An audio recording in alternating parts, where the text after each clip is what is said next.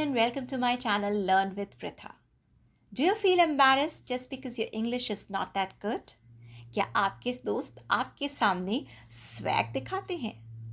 Do they make you feel embarrassed and jealous just because they know little more than you in English?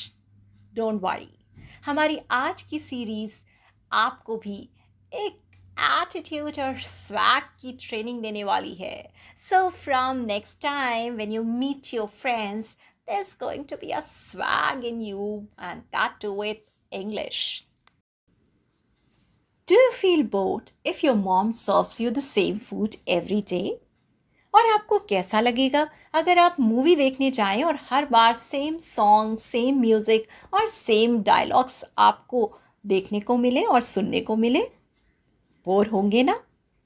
तो फिर आप क्यों नहीं अलग अलग वर्ड्स यूज़ करते हैं, अलग अलग कॉम्प्लीमेंट्स देते हैं और अपनी वोकैबुलरी को थोड़ा सा स्वैग देते हैं.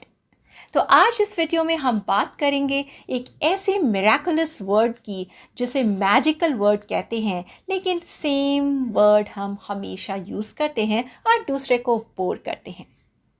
Thank you is a word which makes an impact on everyone. However, if you learn to say this word with a twist, आपके स्वैग की डिग्री ही बढ़ जाएगी.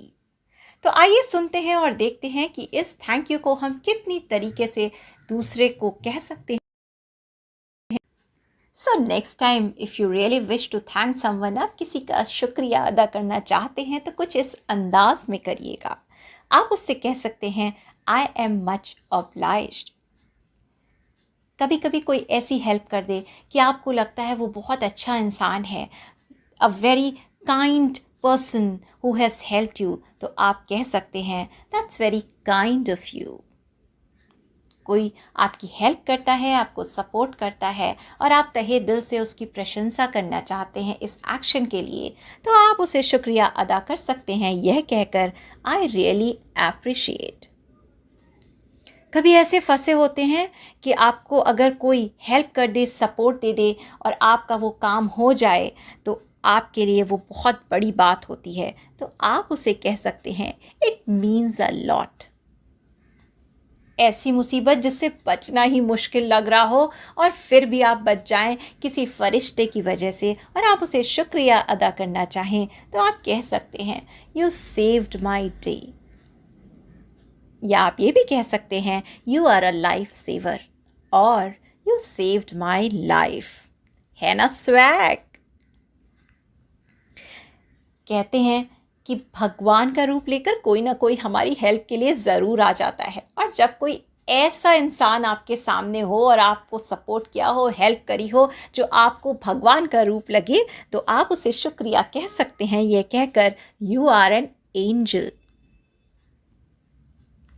कभी कभी कोई हमारी इतनी हेल्प करता है कि आपको लगता है कि आप जीवन में कभी भी उसका ये उपकार नहीं हटा पाएंगे, चुका पाएंगे, तो आप उसे कह सकते हैं आई ओ यू अ डेट. कई बार ऐसे लोग होते हैं, हम उन्हें जानते हैं नहीं जानते हैं, पर वो आपकी ऐसी हेल्प करते हैं कि आप बहुत इमोशनल हो जाते हैं और आपको लगता है ओ माय गॉड, दिल से आपको टच कर जाता है उसका ये एक्शन, तो आप उसे कह सकते हैं I am touched by what you have done for मी. शुक्रगुजार होना बहुत अच्छी बात है. किसी के छोटे छोटे एक्शन के लिए भी आप शुक्रगुजार हो सकते हैं, भगवान के, फ्रेंड्स के, फैमिली के. तो आप उनका शुक्रिया ऐसे अदा कर सकते हैं my gratitude towards you no bounds, और I am highly grateful to you. I would like to express my gratitude towards what you have done for me. इतना ज़्यादा कभी कोई आपकी हेल्प कर देता है एकदम अलग हटके, जिससे आपको उम्मीद नहीं होती और आपको समझ नहीं आता कि हे भगवान, इसने जो मेरे लिए करा है उसके बदले मैं कभी भी इसके लिए कुछ करना चाहूँगा और शायद मैं उसका ये उपकार कभी नहीं उठा पाऊँगा, उतार पाऊँगा. तो फिर आप उसको कह सकते हैं I don't know how to thank you, और I am short of words to thank you. और अगर आपको और भी थोड़ा सा स्वैग दिखाना हो, बिल्कुल नेक्स्ट लेवल पे जाना हो, तो आप उसको और भी लैंग्वेजेस में थैंक यू बोल सकते हैं, जो बहुत ही आजकल स्वैगी और पॉपुलर हैं। तो आप उससे कह सकते हैं ग्रेसियस। स्पेनिश में थैंक यू ग्रेसियस कहकर कहा जाता है। या फिर आप उसे फ्रेंच में भी थैंक यू बोल सकते हैं और वो हाईली इम्प्रेस्ड हो जाएगा आपकी इस बात से। मेर्सी।